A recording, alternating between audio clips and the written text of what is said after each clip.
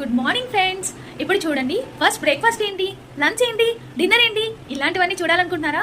Healthy breakfast, healthy lunch ఇవన్నీ చేసేసాను అనమాట. సో మీరైతే చూడాలనుకుంటే మార్నింగ్ బ్రేక్ఫాస్ట్లో ఎప్పుడు హెల్దీగా ఉండేలా చూసుకోవాలి బ్రేక్ఫాస్ట్ మెనూ. సో అలా వాకింగ్కి వెళ్ళినప్పుడు నేను చక్కగా ఒక పాలకూర కట్టను అయితే తీసుకొని నీట్గా క్లీన్ చేసేసి మిక్సీ జార్లో ఒక గ్లాస్ జ్యూస్ అయితే తీసుకున్నాను.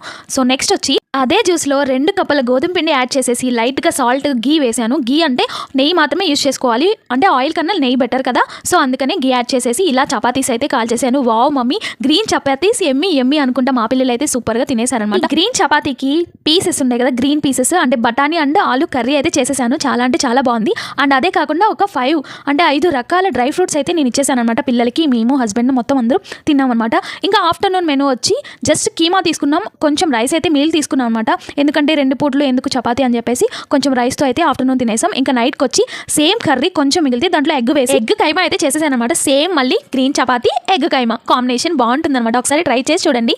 మా డేలో బ్రేక్ఫాస్ట్, లంచ్, డిన్నర్ మెనూ అయితే కంప్లీట్ అయిపోయింది. Thank you for watching.